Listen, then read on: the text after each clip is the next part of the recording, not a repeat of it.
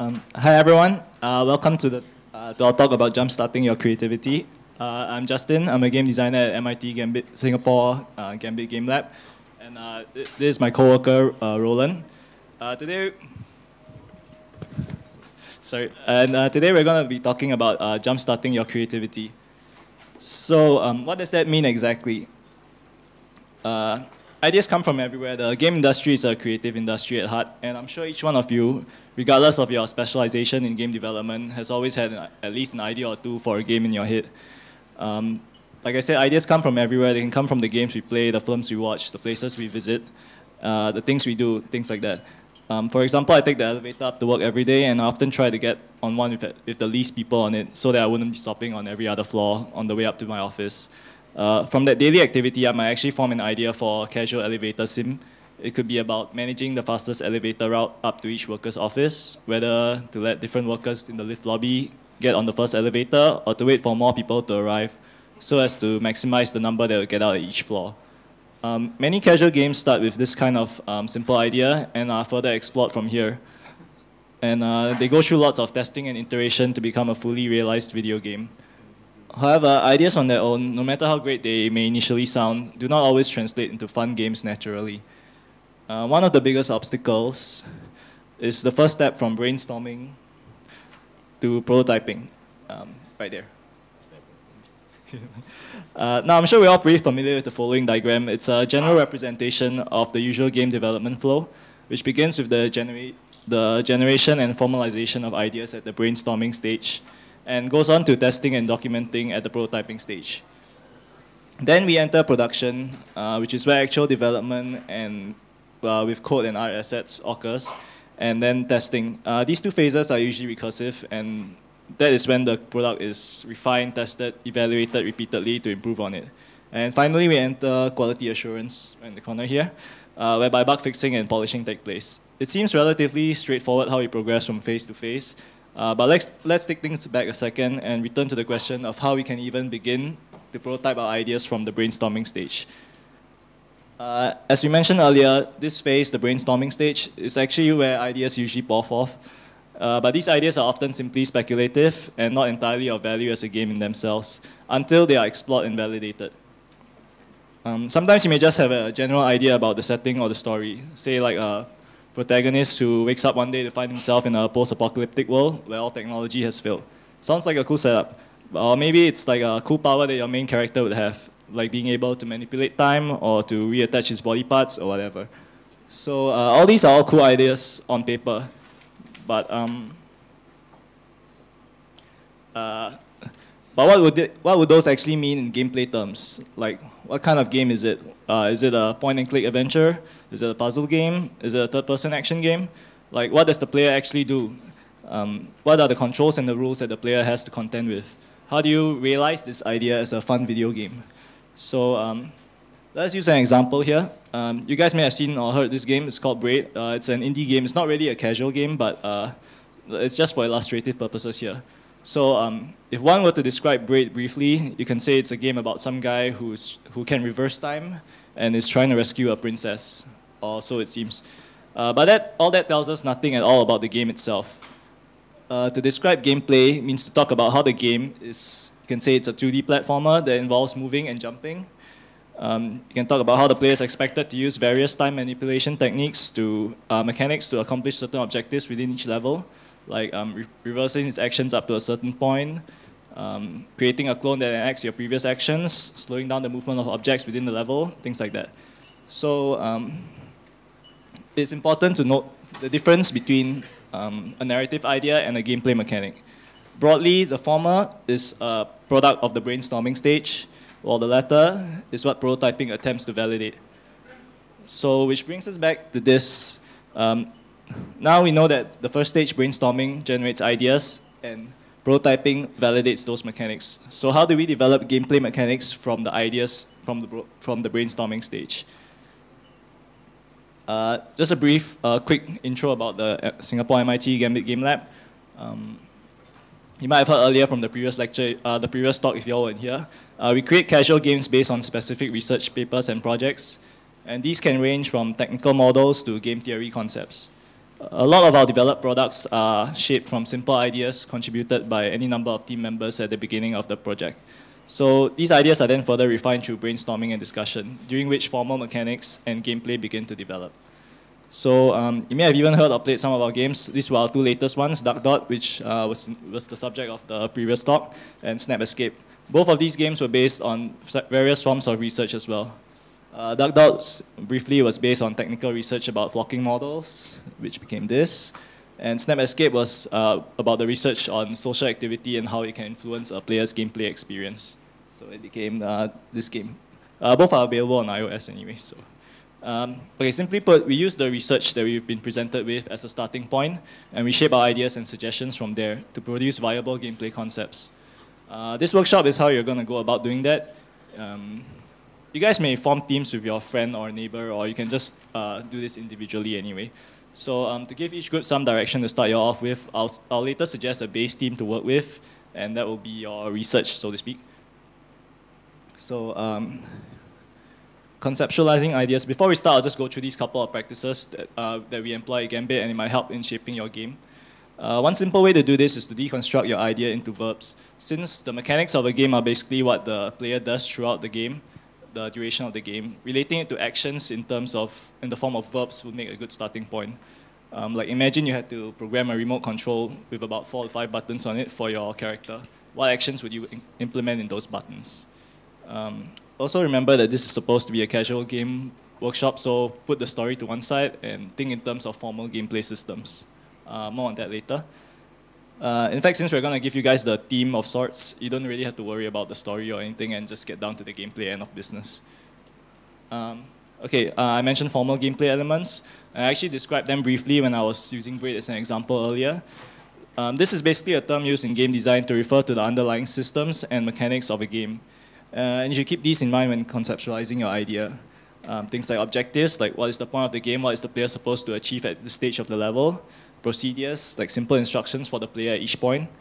Rules, basic definitions of what can or cannot be done within the game. Resources, the character's health, his weapons, his items. Conflict, which should be like enemies, where does the challenge come from? What do the enemies do?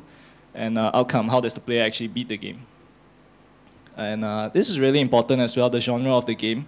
Again, keep in mind that we're doing casual games here, so no like AAA FPS games or open world RPGs, stuff like that. Stick to common casual genres like platformers and adventure games, or simulation games, which would be like Game Dev Story, Tiny Tower, puzzle games, Bejeweled, Cut the Rope, arcadey action games like Fruit Ninja, Peggle, Angry Birds, and strategy games, simple strategy stuff like time management games like Dynadash or tower defense like Plants vs. Zombies. So, okay, this is just an example. We're going to use movies as the theme. So I'll just use this movie, Inception, as the theme. I'm sure you guys have all seen this movie by now. And I decided to pair it with like a puzzle genre. It doesn't sound the most natural combination for a video game, but let's just try first to break the movie down into verbal terms. So in the movie, you design landscapes. That was what Ellen Page's character did. She designed all those really interesting worlds. And then you, of course, the dream within a dream within a dream, the nested dream stuff. You explore and manipulate your environment, which is where all of them went in and planted like in the inceptions and stuff like that. And of course, you awaken with the kick. So you can break this down simply into these terms. And going off that, with a puzzle game, I could maybe do something like this, where it's a puzzle game where blocks are dropping down, and you have to. There are bombs as well, and then you have this star block, which would be like your inception block. So once you drop that block, you enter that block, and you go down into the next level of your dream, which is this other level here. And then over time, the bombs in that one will go off, which will affect the balance of the first one, and in turn affect your subsequent levels lower down. So eventually, like once your star block hits the floor, hits the ground, that will be the end of the game. It's just a simple concept. It's not really like anything that's super fleshed out at this point, but this is just an example of how you might break down all those verbs into a game with the genre as a guiding point. So before we start, just some pointers to keep in mind. Remember that, again, this is Casual Connect. Keep it simple. think of mobile games like Angry Birds and Fruit Ninja. No one's really expecting you to conceptualize a full AAA game in half an hour, so please don't sweat the details. Also keep in mind that this isn't a story writing workshop. Just a premise or setting for your idea is not a game. The movie and genre are there to help you shape your game, and so you can concentrate on the gameplay part of it. Also, this is brainstorming, so do not censor your own ideas or others. You should just think freely and go for quantity first and worry about the quality later. Also keep in mind the deconstruct and remote control concepts and think in terms of formal gameplay elements. We'll try to keep this workshop to about half an hour, the exercise part of it to about half an hour, so that we may have time after that for some presentations if anybody would like to present their concepts. Okay. Yeah, you guys have like pen and pencil, so you guys can first like think of a movie and just think of a movie and break it down from there, deconstruct it, and then try and tie it with a genre and just see what you can come up with. We also have materials like, besides the pen and pencils that you guys are provided with, we have like colored pens and other materials if you guys need them. My colleagues and I will be going around. My colleague and I will be going around to help you guys if you need help. So do let us know if you need some pointers with anything. I'll just leave this here. Oh yeah, yeah. I'll just leave this here, and yeah, you guys can start and just think of a movie first, and then like a movie that you think would make a good game, and then just come up with a genre to pair it with, and just flow from there. Hi. We're almost running out of time, so or rather we are running out of time. So we're down to like maybe 10 to 15 minutes. I'm guessing by now, like most of y'all, or hopefully all of y'all, would have at least had some idea or a basic concept to work with. I went around and I saw quite a few interesting ones. So we're gonna save some time now for anyone who would like to come up and like volunteer and just share your idea. Roland gave me the idea of 300, but all I could think of was Gerard Butler shouting and his big beard. So I went with source code. Thanks, Roland. Basically, when these guys gave the ideas of the verbs, keeping it simple, I thought of the old verbs in point-and-click adventure games like look, pick up, use, talk. So I just thought of a point-and-click adventure type game where you have a time limit to sort of locate your objective, interrogate people, pick up stuff in the world, and eventually, hopefully, not blow up and die. And you could, there's a sense of trial and error. It gives like the idea of lives meaning. You keep going back and sort of correcting your mistakes, trying new paths, commit to an idea, commit to a path, and eventually you get to the goal. So yeah, source code the game, coming in 2015. Okay, so Twilight's a story about a werewolf, a vampire, and a girl that they're fighting for, right? So in this game, you play the vampire because you want to sparkle. So it's set in a forest, like a tower defense kind of game. It's a maze in a forest, and Bella, who's the girl, is in the center of the forest. And you need to help her get out, all right? So key verbs are escape and sparkle, all right? So the forest is going to be constantly infested by these werewolves who are creeping into the forest and trying to get to Bella.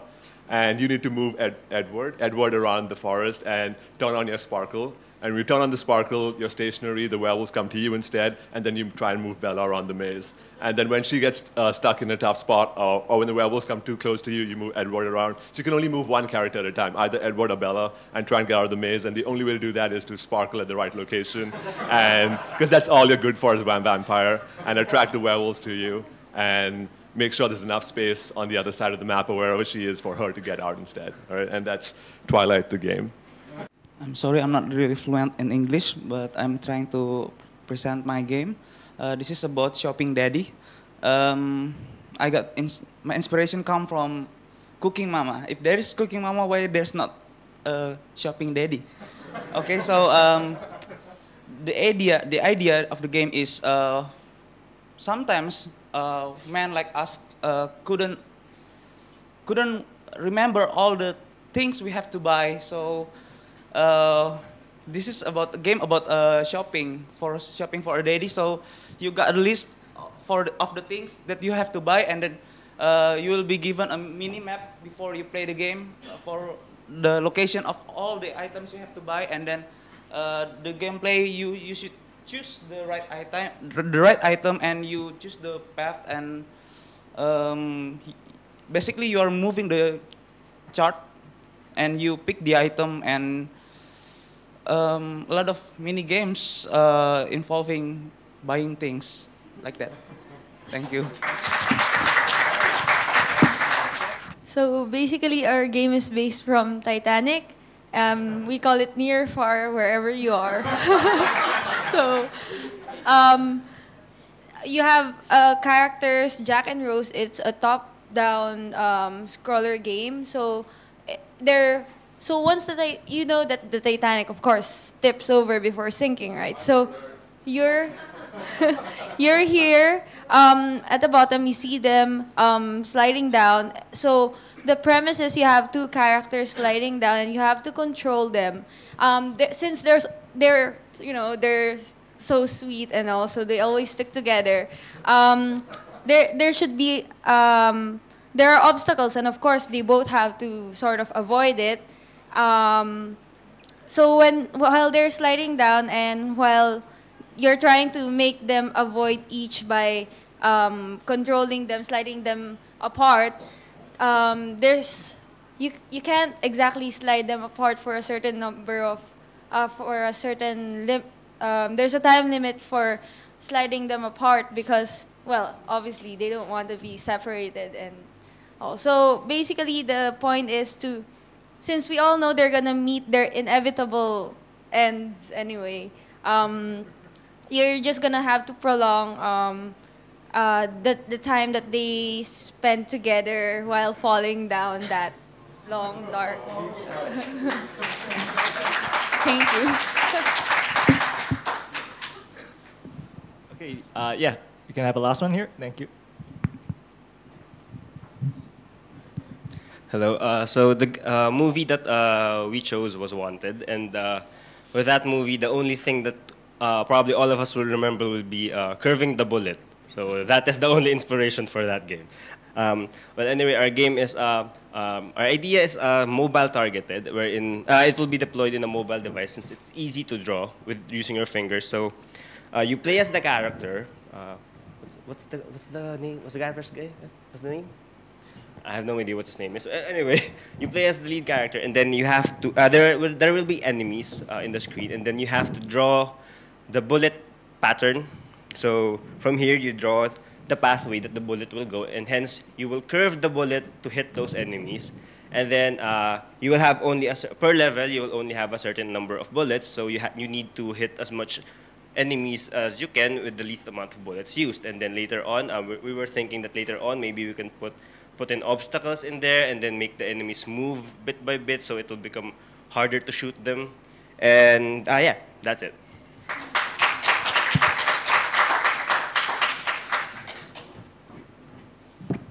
Okay, thanks for sharing, everyone.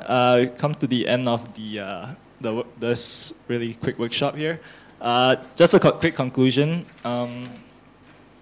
Time was at a premium, I'm sorry, so I hope everyone had fun and learned a little bit about just simply shaping your ideas into games. Do keep in mind that there are more things to consider before producing a game, of course. Conceptualization of your idea is just the first step. Before you can get started on actual production, you'll need to prototype those concepts. And whether it's through physical forms using pen and paper materials or tech prototypes with simple tools like Game Maker or Flash. Like I mentioned at the beginning, this workshop is just meant as a primer to teach you how much of your blue sky idea could be shaped into a game in terms of mechanics. So prototypes are what will help you eventually determine how well those mechanics work, so and how much fun can be derived from them. But that's a lesson for another day. So thanks for attending, everyone. Yeah, I'll be around here for a while after this, like in the back or outside or anything. So if anyone else who didn't get a chance to present or like some feedback or some just some pointers on their idea, please feel free to approach me or Roland or Gerald. No, Gerald's doing the next talk. I'm sorry. So just feel free to approach any of us if you need any help. Thank you for attending, everyone. I hope you had fun.